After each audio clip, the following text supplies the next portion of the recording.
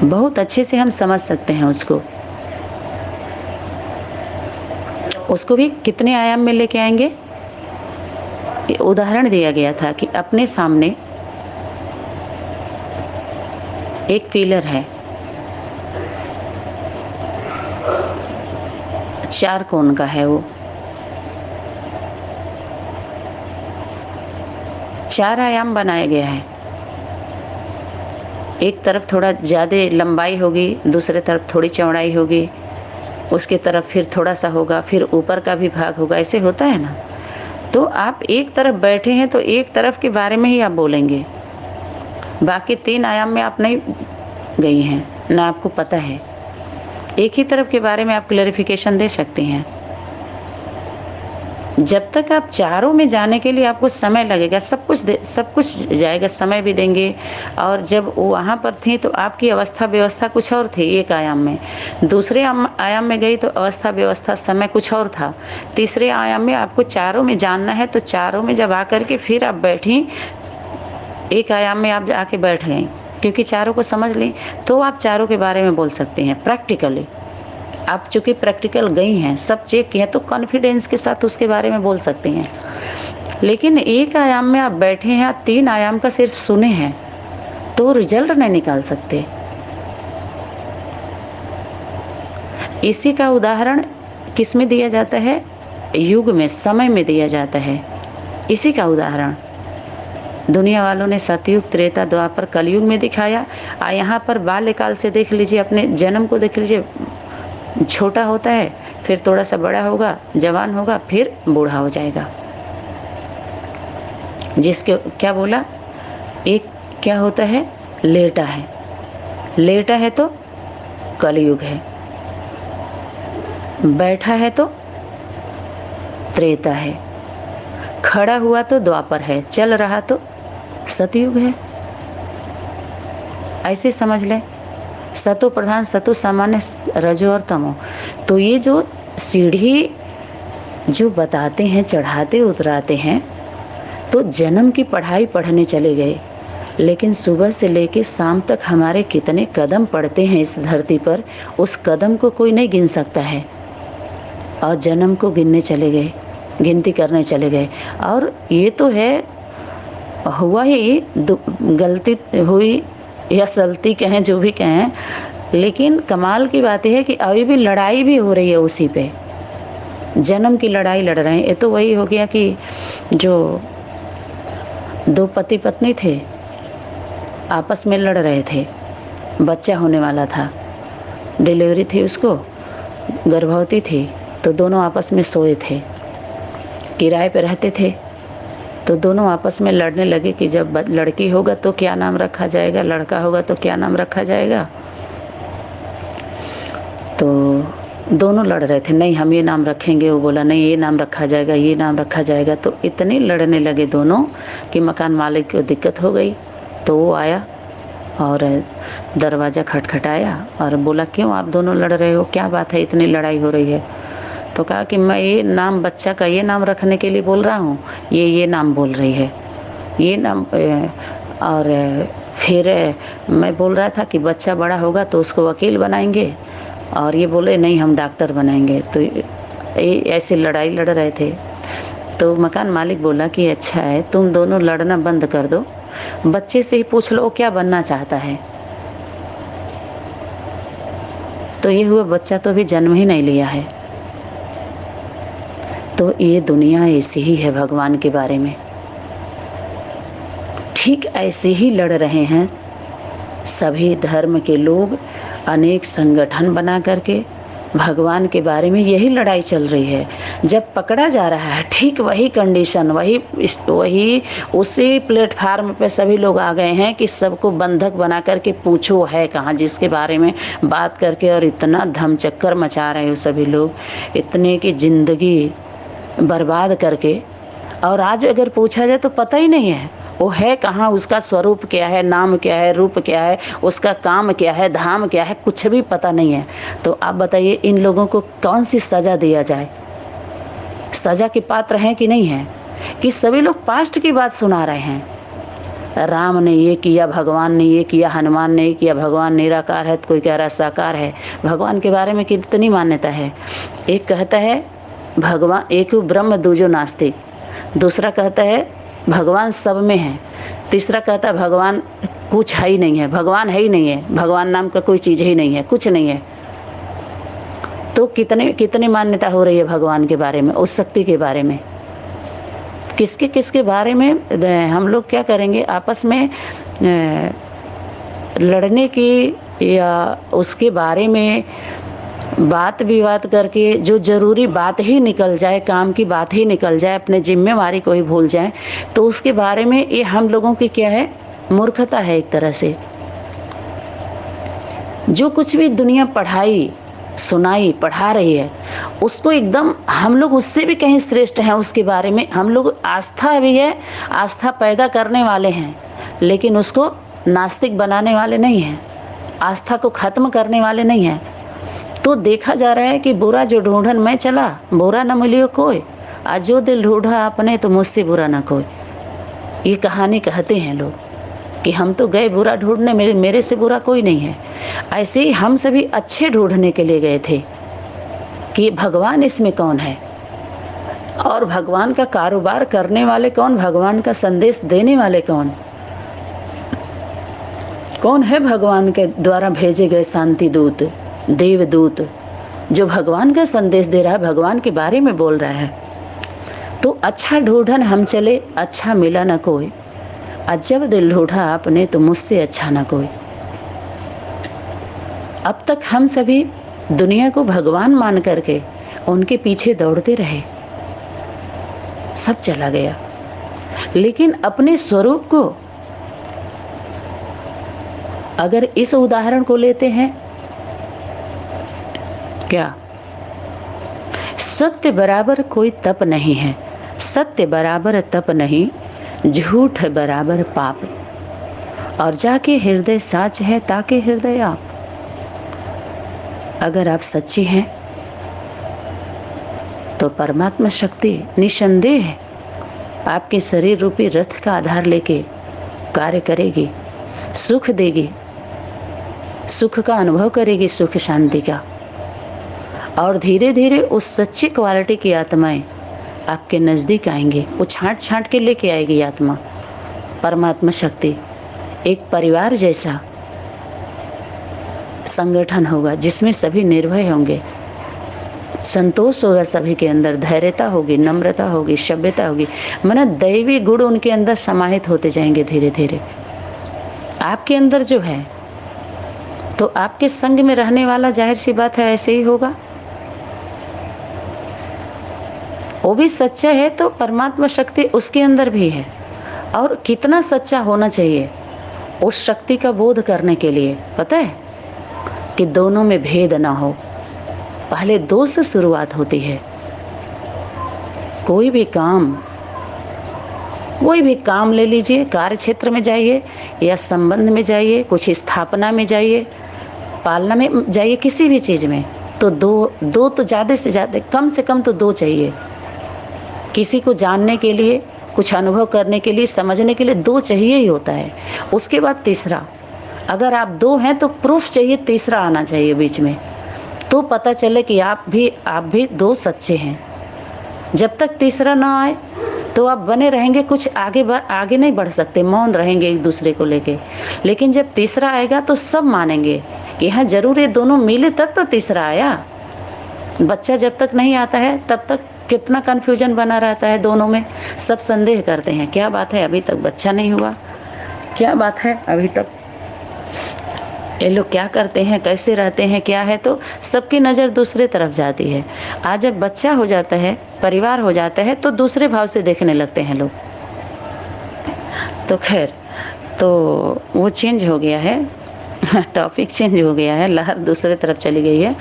तो वो कहे कि ले जा कर के नदी में डाल दो, बंडल डलवा दिया, और एकदम कोरा कागज हो जाओ, तुम कुछ नहीं जानते हो।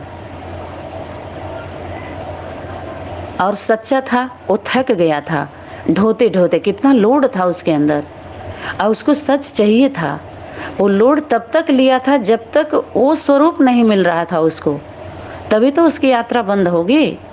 तो सच्चा होके चल रहा था, इसलिए वो शक्ति उस स्वरूप को धारण करके उसको मिली, जिसको क्या बोलते हैं, गुरु बोल सकते हैं, भगवान बोल सकते हैं। एक तो संबंध तो रखना पड़ेगा ना अनुभव करने के लिए, बिना संबंध के कैसे होगा, क्योंकि शरीर में आया ही है। जब समानता होगी तो संबंध बनता है, समीप आते हैं तब संबंध बनता है। असमानता नहीं होगी तो बंधन बंध जाता है, वो बोझ हो जाता है।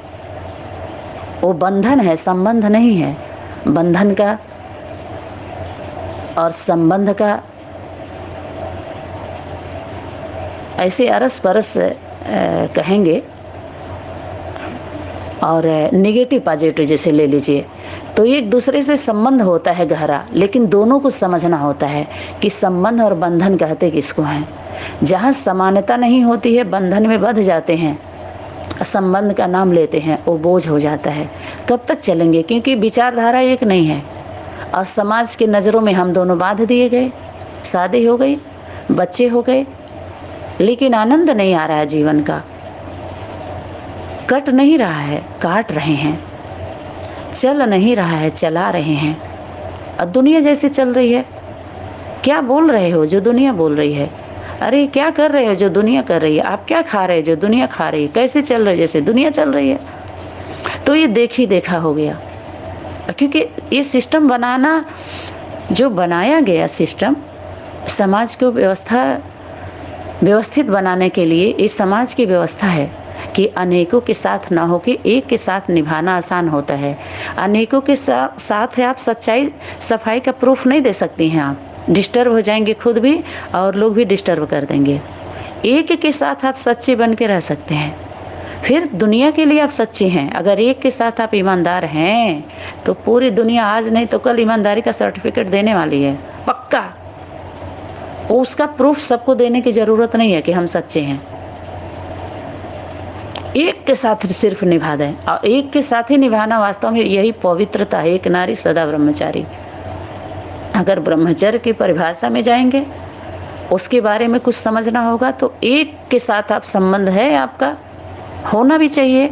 तो ये है ब्रह्मचर्य, ब्रह्म के समान आचरण करना, ब्रह्मचारी।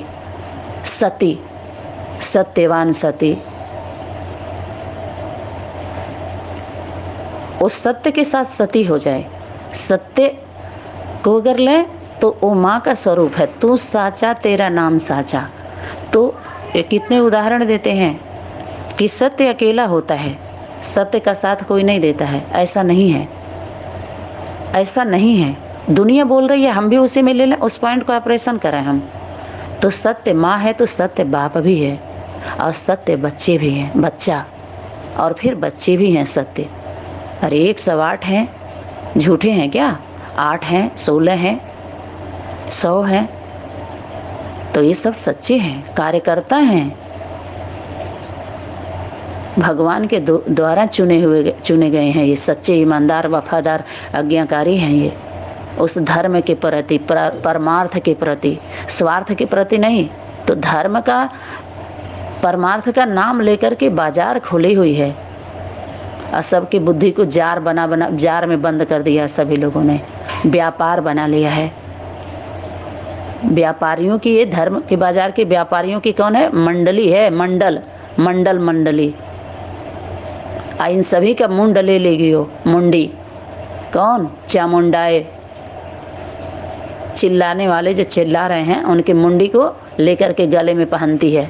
जब अति हो जाता है तो वो मात्र शक्ति है, पुरुष स्वरूप के द्वारा वो कार्य नहीं हो सकता है। ये तो स्वार्थ को ले करके जो साधना किए हैं सभी लोग, साधे हैं, परमार्थ को भूल गए, धर्म को भूल गए। स्वार्थ होता है, हर आत्मा शरीर रूपी रथ में है तो होता है, लेकिन इतना ऊंचे न चढ़ जाओ जो नीचे वालों की आवाज़ न सुनाई दे, और इतना नीचे भी नहीं चले जाओ कि जो उड़ान भर रहे हैं वो तुम्हारी आवाज़ को न सुने। तो वो दो ही होते हैं, धरती मेरी माता, पिता आसमान। माता और पिता, उस आत्मा की आवाज़ सिर्फ परमात्मा सुनता है। अब देखिए सभी आत्माओं में कितने ढेर सारे कन्फ्यूजन है। तो उसको तो कहानी ख़त्म हो गई कि जो वो सुन रहे थे, तो उसको जानने के लिए क्या बनना पड़ा था उनको? बच्चा बनना पड़ा था। वो सब डुबा दिया था, कोरा कागज़ बन गए थे, तो उनको बोध हुआ। तो हमेशा के लिए दो हो गए ना, दो एक हुए ना। वो चाहे गुरु शिष्य को समझ लीजिए, भगवान भगत को समझ लीजिए, मैंने दो आत्माओं का जो मिलना हुआ। तो उस शक्ति का बोध कब किया? जब सब हटा दिया। तो लेकर के आया अनुभव। वास्तव में उस अनुभव, वो अनुभव का जो वो है फाइल, उसको नहीं डुबाना है कि ख़त्म कर दो, कुछ नहीं है। उसमें नेगेटिव बहुत है, ज़रूरत का लेना है, क्योंकि आगे जीवन में आपको कार्य करने वाले हैं उसी के आधार से। लेकिन जो व्यर्थ है, जिसकी ज़रूरत नहीं है, कायदे में नहीं थे, इसलिए फ़ायदा नहीं हुआ, उसकी यात्रा को विराम नहीं लगा। तो सभी कुल मिलाकर के सभी आयामों में गया ना वो। 10 संगठन में गया, धर्म के जो दुकान खोल करके बैठे हैं, तो वो अनुभव लेके तो आया, तो अनुभव की अथॉरिटी तो उसके पास हो गई और सत्यता भी था उसके अंदर। और तीसरा, जब वो शक्ति मिलती है तो पूरा उसको अनुभव जब हो गया, तो उसकी बुद्धि और लोगों में नहीं जाएगी और उसको वो समझा सकता है। वो एक एक बन के अकेले अकेले बैठ गए, वो 10 एक नहीं हो रहे हैं, लेकिन वो 10 में जाकर के एक जगह हो गया, वो 10 को एक कर सकता है, उसको विधि पता चल गई। और दुकान खोल खोल के वो लोग धर्म का नाम लेके, धर्म अर्थ, वो अपना कर्म अधर्म कर रहे हैं। तो वो टीचर बन गया सबका, वो शिक्षा दे सकता है, समझा सकता है, क्योंकि उसको पता है, उनके बीज बातों को जान गया कि वो क्या क्या बोल रहे थे, क्यों बोल रहे थे और ये लोग कर क्या रहे हैं। तो परमात्मा शक्ति बता देती है उन सभी के बारे में। और उसको अगर बोलते सिर्फ, अगर गया नहीं होता तो सिर्फ सुना हुआ अनुभव होता ना। और उस सब में देख के आया, कर्म करके आया, समझ के आया, सब कुछ अनुभव लेके आया है। तो जब वो शक्ति समझा रही है कि देखो यहाँ पर उस शक्ति के लिए, उस शक्ति को लेकर के ऐसे ऐसे चल रहा है, ये इस वैरायटी की आत्मा है, इस वैरायटी की आत्मा है, इस वैरायटी, सबका अपना अपना पार्ट है। जैसे एक समय का एक ही राजा होता है ना, एक दिन का एक ही राजा होता है ना। तो जो 4 अवस्था है, ये 12 राशियां हैं, 12 महीने हैं। तो ये 12 महीने का 12 राजा होते हैं। हर सेकंड का एक एक शक्ति है, मिनट है, या हफ्ते का, एक दिन का ले लीजिए, महीने का ले लीजिए, वर्ष का ले लीजिए। जैसे कोई गांव है, गांव के बाहर एक स्थान होता है, जैसे गांव का प्रधान होता है, तो गांव का प्रधान, और शहर क्षेत्र में जो नगर होता है उसमें सभासद कहते हैं, पार्षद कहते हैं। तो प्रधान जो होता है गांव का मुखिया होता है। तो ये हो गया एक आयाम की व्यवस्था, शरीर रूपी रथ का, शरीर के लिए जो व्यवस्था है सबकी संबंधी है जो दिख रहे हैं, उस व्यवस्था का एक व्यवस्थापक होता है ग्राम प्रधान। और उससे छोटे में आइए तो हर घर का एक मुखिया होता है, वो दादा हो, माता पिता हो, वो नहीं है तो भाई हो, माना एक मुखिया है घर का। ऐसे ही अध्यात्म जगत का उस एक एक एरिया का एक एक मुखिया है, जिसको पहले बोलते थे समय माई। समय का स्थान बना देते थे। तो गांव का कोई कार्य हो जाता था तो वहाँ कड़ाही चढ़ाते थे, पूजा करते थे, धार देते थे, जो भी करते थे उनको ले जाके दे आते थे। उसको कुछ लोग कुल देवता बोलते हैं, पूर्वज हर घर के, हर कुल के, खानदान के पूर्वज होते हैं जो उनकी रक्षा करते हैं। तो उनको साल में पूजा देते हैं उनको, उनके नाम से कड़ाही चढ़ाएंगे। पहले के जो गाय बैल रखते थे तो उनका खूंटे का पूजा करते थे, कड़ाही चढ़ाते थे। खेत का होता था, पुजौरे का होता था। सारे जो पूर्वजों ने जो यादगार बनाए थे, सिस्टम बनाए थे कि इस सिस्टम से हमारे बच्चे जुड़े रहेंगे तो शक्तियाँ कार्य करती रहेंगी। कि ये जैसे हमारे दादाजी ये चीज़ बता के गए हैं कि तुम ऐसे ही करते रहना, सब कुछ ठीक चलता जाएगा। तो विश्वास से अगर वो करता जाता है और उसका पुत्र होता है तो वो उसको बता के जाता है, फिर उसका पुत्र होता है तो उसको बता के जाता है।